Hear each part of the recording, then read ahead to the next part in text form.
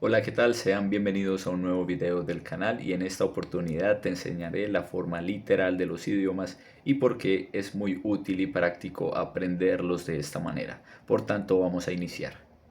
Ok, muy bien, iniciamos entonces con este nuevo tutorial y como puedes ver acá, te enseño que debes aprender de forma literal en idiomas porque en muchos casos es bastante práctico y también muy útil. Por ejemplo, vamos a empezar con el inglés. Y aquí en el inglés he preparado algunas frases que te dicen, que te muestran cómo es que se usa ese idioma en particular. Y podemos ver que tenemos para la primera frase, I am going to learn. Déjame señalar aquí con este puntero láser. Ok, dice, I am going to learn. Que si de hecho vamos a traducir esto de una forma literal, tenemos que dice que yo estoy yendo a aprender. Entonces yo estoy yendo a aprender. ¿Ok? Esta forma es útil y es muy práctica para aprender idiomas porque te indica y te ayuda a recordar qué palabra va detrás de cada palabra. Desde luego, aquí puedes ver en el ejemplo que he decidido utilizar el sujeto, es decir, la persona que es yo. Aunque en español no se requiere, en inglés es necesario siempre utilizar la persona. Por eso ves que cada oración va a iniciar con un sujeto, con una persona, no importa quién sea, yo, tú, él, o también de forma impersonal como it. Bien, si continuamos con la segunda, dice I am going to, bueno, esa es la primera, la segunda, I am 50 years old, que quiere decir que yo soy 50 años viejo. Puedes ver ahí abajo la oración en español. Y es que en inglés no se dice yo tengo mi edad o yo tengo tantos años, sino que dice yo soy 50 años, el número que sea, y luego years old a veces se omite, pero pues queda como más largo de esta manera y se usa también. Si continuamos tenemos aquí la que dice I am hungry, que en español sería como yo tengo hambre, mientras que en inglés es yo estoy hambriento, como puedes ver acá, cambia un poco. Y la última para este idioma inglés dice It's a beautiful blue house. Yeah, it's a beautiful blue house. ¿Qué pasa aquí? Que como puedes ver, si es literal, tenemos que eso es, que de hecho pues ves que en español no estoy agregando el sujeto, simplemente es, pero en inglés hay que ponerlo. Y si hablamos de algo impersonal que no es de una persona, que es una cosa, que es el clima, vamos a utilizar it en singular, por eso dice eso es o esto es. Y algo muy interesante es que mira que las descripciones para las cosas en la mayoría de los casos en inglés van a ir primero. Mira que no es que la cosa primero como una casa azul, sino una azul casa.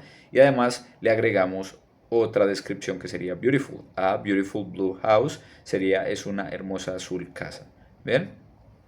Ahora si continuamos por ejemplo con el idioma French, porque todos los idiomas tienen estas particularidades, podemos ver que para el idioma francés, la primera oración, esta oración sería Je suis en train d'apprendre, que literal es algo como yo estoy en proceso de aprender, que esto lo vamos a utilizar, es común, no mucho, pero sí es común en francés, y literal es yo estoy en proceso de aprender, que sería como por ejemplo en español diríamos yo estoy aprendiendo. Eso es lo que en una interpretación se podría decir. Ahora para la segunda es je vais voyager, que eso quiere decir yo voy a viajar. Mira que en español diríamos algo como yo voy a, pero en francés y también en portugués no se requiere poner un a aquí en el medio, simplemente yo voy a viajar, que también puede ser yo voy a trabajar, yo voy a viajar, como tenemos en el ejemplo acá. Je vais voyager es yo voy a viajar. Para la tercera, vemos que dice je vais t'envoyer. Esta es muy práctica y es indispensable entender que, por ejemplo, en francés decimos yo voy te enviar, ¿sí? Aunque en español sería algo como yo voy a enviarte, ¿sí? Te envío a ti. Mira que en francés se pone, también en portugués se utiliza como ese tipo de partícula, esa parte, para comunicar de esta manera. Pero si vamos a interpretar sería yo voy a enviarte, pero aquí tenemos que es yo voy te enviar. Si continuamos con la siguiente dice j'ai besoin d'aller. En francés, por ejemplo, en español diríamos como yo necesito, ¿sí? Ir. Mientras que en francés es algo como yo tengo necesidad de ir. ¿Ok?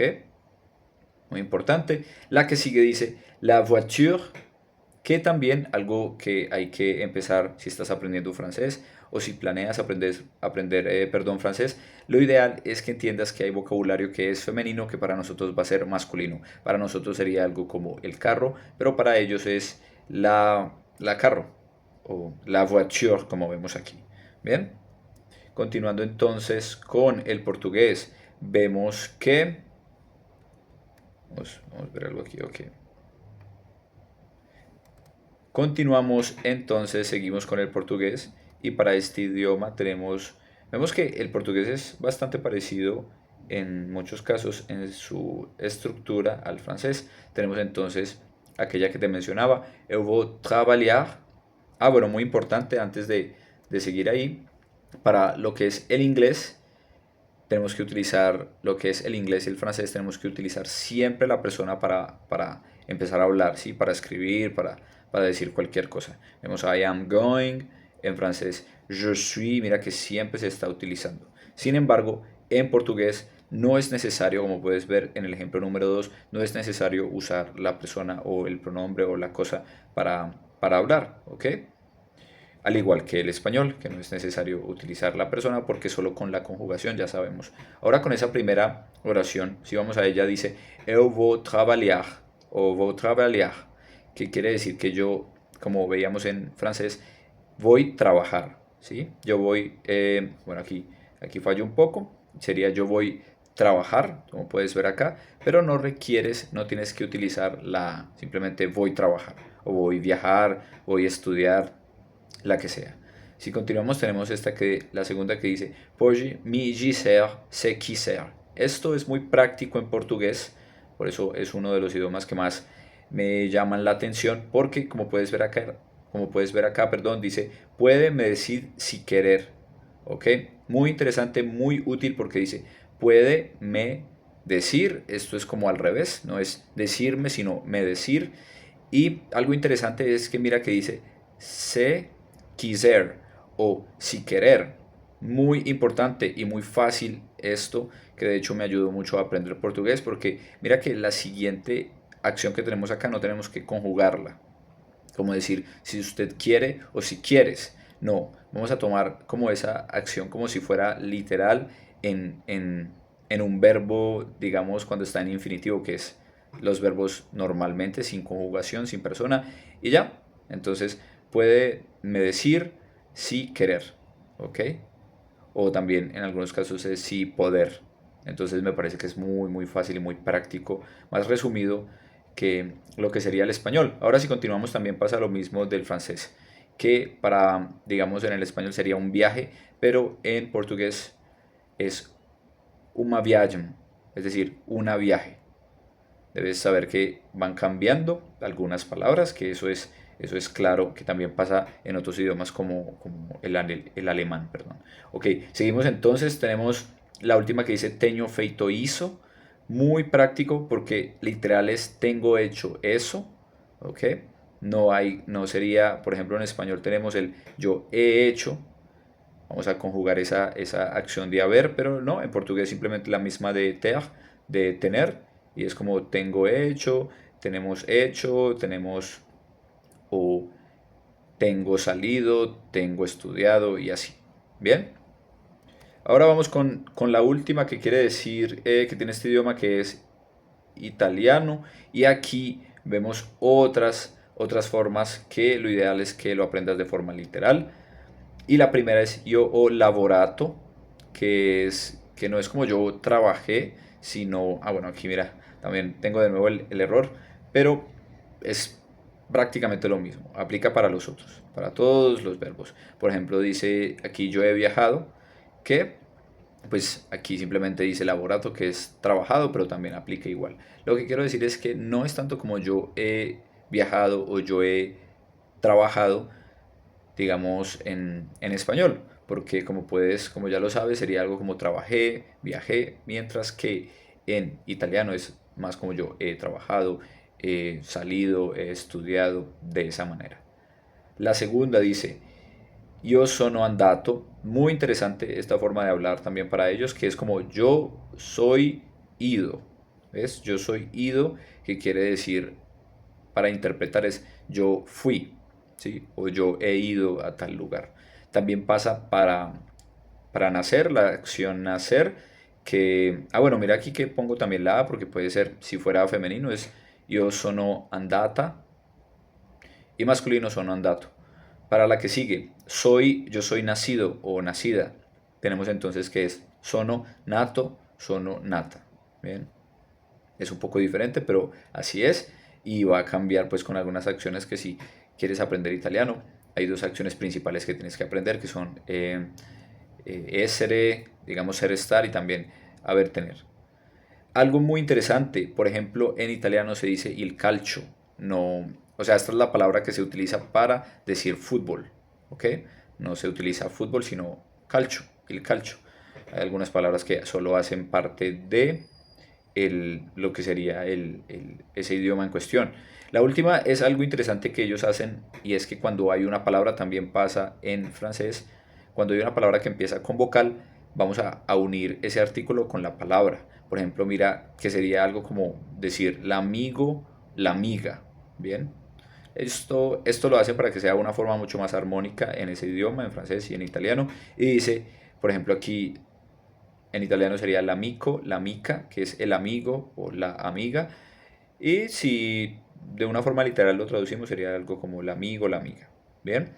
Algo muy interesante, ya que estamos hablando de estas palabras que solo están en ese idioma, como il calcio, en portugués, algo muy interesante que es saudade, no lo he colocado acá, en este caso simplemente lo acabo de recordar. Saudade, ter saudade, es que eso no está en otros idiomas y es más como que hace falta, o cuando a esa persona le hace falta algo.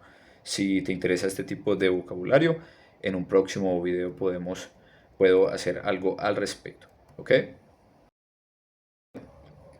Ok, muy bien. Entonces, como te decía, estas son las maneras o las formas literales en las cuales se debería aprender algún idioma para que sea mucho más práctico, más sencillo y mucho más útil, y que ese proceso no sea tan lento, el proceso de aprender un idioma. Lo importante es que, como te mostraba, trates de entender que los idiomas son diferentes, que más que un idioma es una forma nueva de comunicarse. Por tanto, hay variaciones que son culturales, que son regionales, que son de estructura, muchos elementos, y que te permiten aprender.